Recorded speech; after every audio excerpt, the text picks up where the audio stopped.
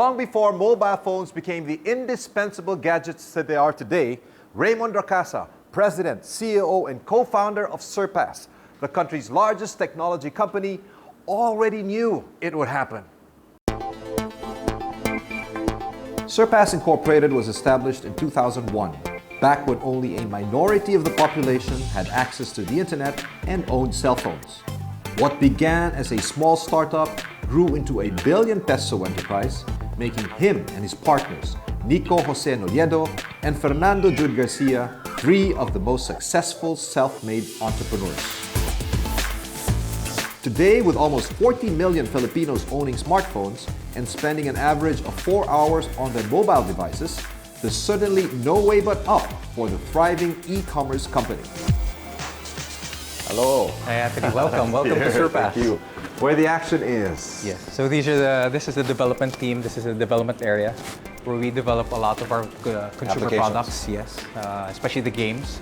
So these are the front-end guys, these are the back-end guys, and over on that side of the marketing team and the business development team. But this is just a portion of a small over 900 portion. people that you have right now. Yes. So it's on different sites. Yes. And so this is the site where most of the games are created. Yes. So these guys are just playing games. Looks like they're having fun. Yeah, the only place where you can actually, you're allowed to play games. Okay, so this is, what we have here is So Jet will actually show you a couple of games that we created. One of them is Aldub. So, the game is created in two parts. Conceptualization and let's say the visuals is created by the front end. Then you have a game called Ann Galing. The beauty of this game is that Ann is actually the one who suggested the Match 3 game.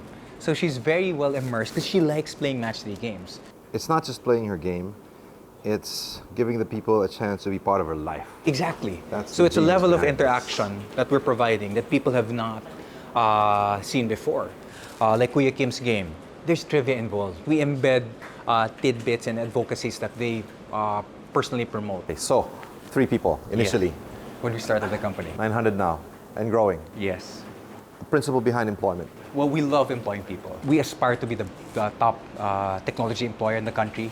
Our dream is we want people to line up outside, and when they graduate from college, they aspire to work for our company. You mentioned something about when you take over or buy into a company, when we have an acquisition, is to preserve, huh? Exactly. So my goal is not to take jobs. My goal is to add more jobs into your organization, to make you guys bigger.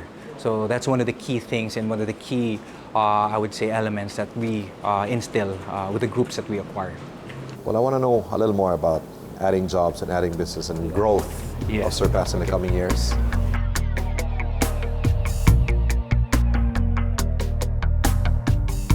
This has been a very long game for you. Yeah, started in 2001. And did you ever imagine this was the kind of game you'd be playing at Surpass? Well, to be honest, when we started the company, we were just a bunch of geeks. Happily programming, happily developing, and then breaking new ground.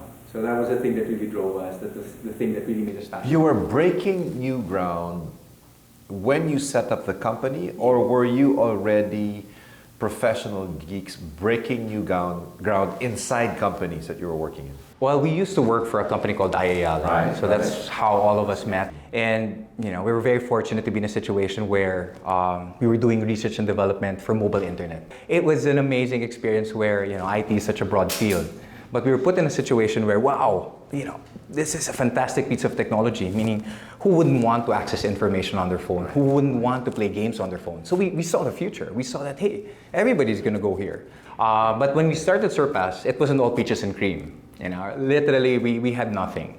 Back then, back in 2001, nobody had access to venture capitalists in the Philippines, VCs, incubators or angel investors. That wasn't the scenario or the landscape back then. Literally, we were just armed with ideas.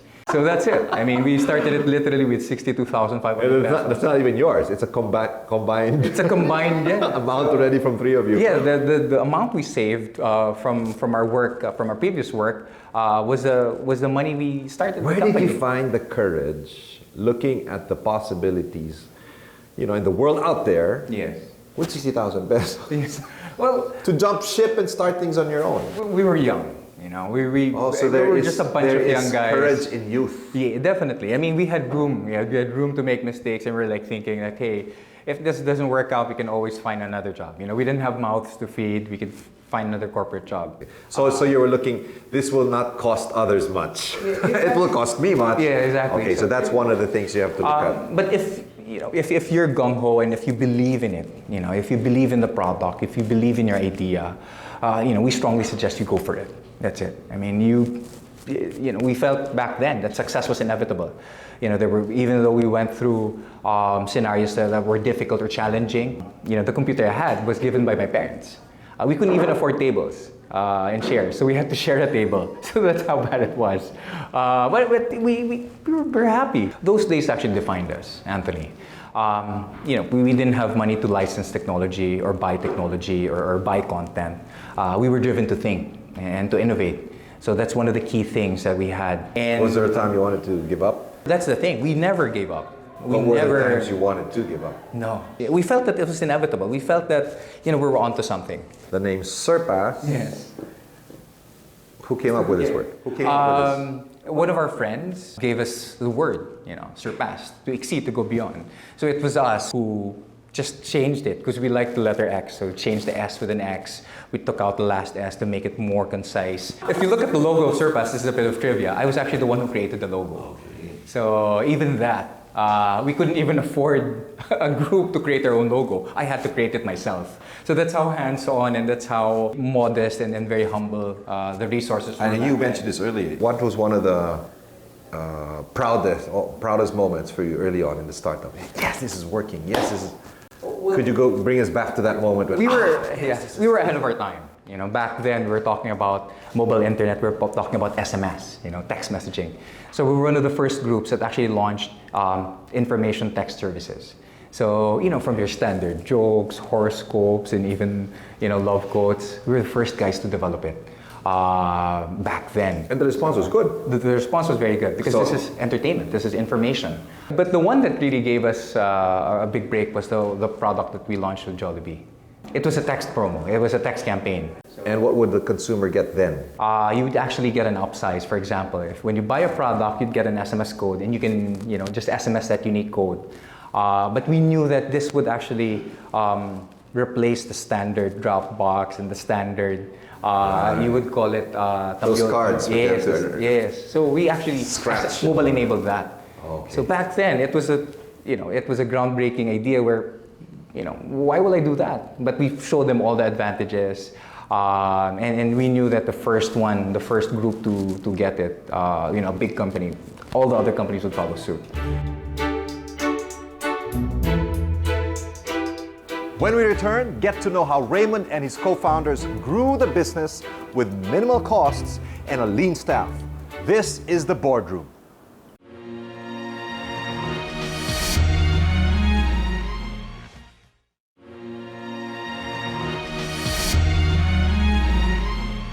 Armed only with a common vision, Raymond and his co-founders built Surpass from the ground up, working tirelessly and passionately for a dream they strongly believed in.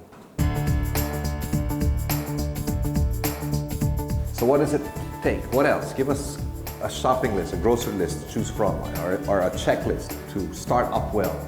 Firm belief in the product that you have. When you have a firm belief, you have unwavering belief in your product, it'll get you through the ups and lows of doing business. And for us, it's beyond the numbers. It's beyond the numbers that you see. We've always, like for me, it doesn't wake me up in the morning.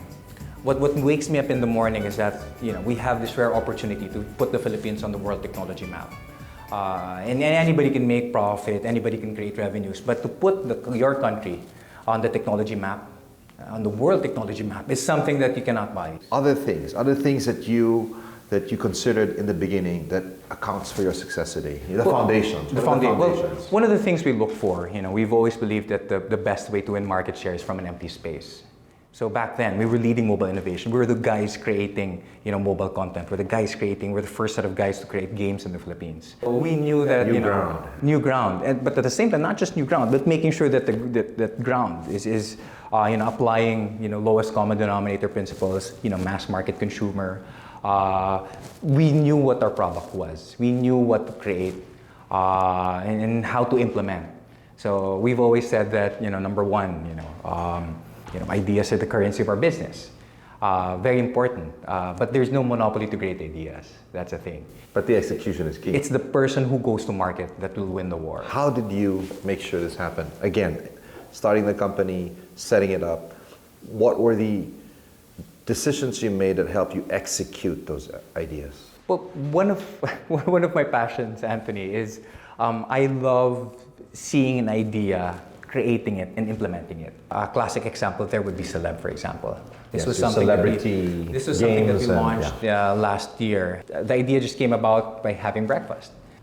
This was Ann Curtis, Kuya Kim, Isabel, and Erwan. Luckily, we're just having breakfast one day. Then, like, a light bulb moment happened that, hey, you guys are, franchises. You guys are, brands by yourselves. But from that, it just took us, just a few months to create the company, create the product, execute it, and implement. What did you have to do so that you can create the organization to support your ideas? The ability to find like-minded individuals. Our business is built on mental capital. We're blessed with great people in Surpass. So we overinvest in talent. We make sure that we find key individuals, we find hardworking individuals, so individuals that are as passionate as us. If you look at the tenure of our people here, we're one of the longest in the industry. Our technical operations head has been with me from the onset. What did you have to do to get these talents to stay? What did you have to do to get these talents to perform? Well, one thing that a lot of leaders and a lot of people forget is genuine care, the very basic one. We've always looked out for everyone. We've always looked out for the best interests of our guys. Is that gift in all the partners? Yes, definitely. How did this, because up to this point, you've been talking about your partners as if you were all one. Yes. Isn't there any differentiation between the three? Well, we all had our key strengths. For example? None of us overlapped each other. For example, what would be? Like my other partner, Andy, for example, he's the tech guy. Okay, so he's the tech guy. He's the tech guy. Okay. Nix is like strategic planning and then business development. The business person. I'm both. I'm the one in the middle. I'm the guy that implements. Okay, I'm the guy that rolls up my sleeves. This is actually not my usual outfit during the day, but I love being in the trenches. I love being in the trenches with the guys. I love being there. How did you get to be this kind of person? I've always been in a situation where, if you can do it yourself, you do it. And you lead by example. It's so easy to tell them, hey, let's do this, let's do that. But if they see you execute, if they see you do the R's, craft all these different products, it'll inspire them. What are the keys to success in business growth and expansion from Surpass? Well, the first one is to identify megatrends. Right now, the addressable market size for our products and services, for our smartphone games, for example, is only 40 million people. But the conversion cycle is happening at a very fast rate. So in 3 to 4 years, you will be in a scenario where there will be 100 million Filipinos. So imagine the scenario now where the growth of smartphones and the addressable market size of our products and services is 100 million. So identifying trends is very crucial. Number two, ideas are the currency of our business. And our ability to implement is the one that we take great pride on. A lot of people talk about ideas, but they cannot implement. For us, it's a different story. We take great pride in what we do. So it's our ability to execute and implement. And the third one is to find purpose, to fuel your passion. We've been at this for around 15 years now. We started the company in 2001. And right now, we're more excited than the day we started the company. We're not going to stop until we put the Philippines on the world technology map. Our dreams and aspirations are bigger than what it is now. So we're not going to stop at this current state. How do you deal with those times when either you or your partners or key stakeholders lose that passion? Well, finding balance, of course. Finding balance in your life is very important. I stress quality of life in the office. We make sure that the weekends for them are free. Like for me, I love running. So I get to join all these different, international marathons. It clears your mind.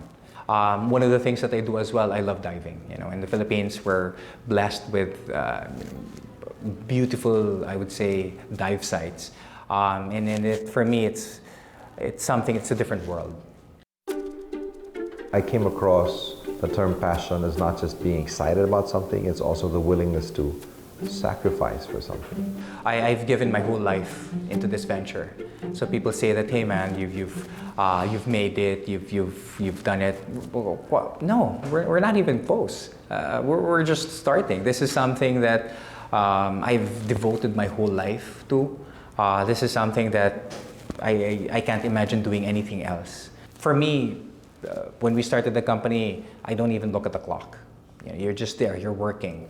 We never quantified the amount of work that we did. We just wanted to get things done. How do you make sure that the partners are still one? I'm blessed with great partners. I'm very fortunate to be in a situation where we're all, we think as one. You know, we're like-minded. We're in this when we sat down and hey, if we're gonna do this, we're gonna do this together.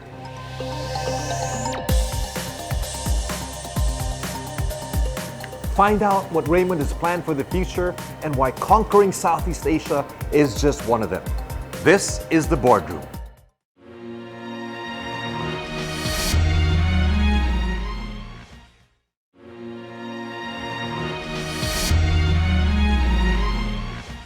Surplus was an idea light years ahead of its time, but with grit and hard work, what began as a startup has become an e-commerce empire.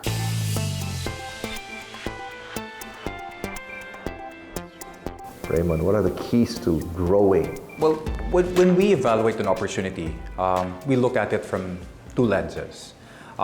It's either your content product, or content or products, or your distribution. So for us, you know, when we see an opportunity, is it either a content or a distribution channel? Content means, you know, different products and services. New games that you're going to design. Games, yes. More monetization methods. Okay. The second one is distribution. Meaning the more markets we're in, the bigger our distribution network. Right. So right now, you know, we're not just talking to 100 million Filipinos. We just set up shop in Indonesia, which is another 250 million people and that we can talk to. Total would be 600 million in this eventually, region. because our goal is really the ASEAN, so which is around over 600 million people. So building a bigger, you know, going beyond the Philippines, and then after the ASEAN, it can go further than that because we focus on emerging markets. How do you make sure that as you grow, the ability of the organization to deliver grows as well? Making sure that you don't lose track and you don't lose focus. You strengthen your core products and services. That's one thing. Because we liken it as rice. You need to build your staple food. Okay. You build that. At the same time, you look at the horizon where what revenue streams or what areas of the business I can create or I can grab that will complement my core products and services. What has been the greatest high thus far? If you were to recall a moment that captured what it means to be really happy in this organization, what would that moment be? In the past 16 years. Happiness is relative for us. Our humble beginnings actually defined us in such a way where you have to look back. You don't know how good it is now until you know where you came from. The highs for us here in Surpass would be, a lot of it would be launching new products, defining the landscape. Like if you see the companies that we have, like Celeb, for example, it's the first of its kind. Right. It's the only one creating celebrity-branded mobile games. And we've launched, product after product. Our company called Storm, for example, breaking new ground with our flexible benefit system. This is something that's never before seen. Isn't there a fear that perhaps you're getting into kinds of businesses or industries that you are not experienced in and that you might end up not servicing well because it's just not your core? The key here is partnerships. More so, and one of the key reasons why we actually went on an IPO, more so than a capital raising activity, was to build a framework for partnerships. That's what the IPO did for Surpass. Because imagine then, we had nothing. We had nothing. We didn't have access to capital, access to networks. Right now, it's a different story. Could you give us an idea of where Surpass is heading? Well, the big picture for us is the ASEAN. We want to build the biggest distribution network in terms of plowing digital products and plowing physical goods in the Southeast Asian region. And we focus on emerging markets. So we look at the same demographics, same, I would say, market dynamics as the Philippines. What do you think will it require of you to venture out into this and accomplish this goal? Partnerships. We stress on partnerships. Key partnerships. So what we've built is a framework. I mentioned the framework for partnership. Beyond just like-mindedness, yes. What can you say about, the key to finding good partners in business to accomplish your global goals? When we sit down with a person, this is a person that we can look eye to eye.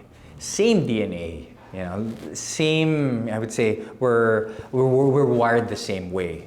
We have the same ideas. Where we're not just looking at the small picture. We're looking at the bigger picture. Does Raymond still have to transform as a professional? I've always been the same person the day we started.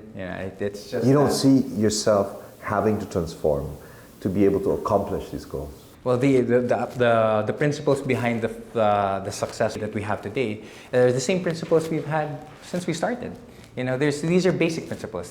There's no replacement for hard work and being very smart about it. It's not just quantity but quality. The whole idea of giving back, the whole idea of having advocacy. I've not read about the corporate social responsibility programs of Surpass. How does this align with the business? My personal advocacy, I'm very big on that. One of the dreams and one of the things that I've always wanted to achieve was to use technology to transform Philippines.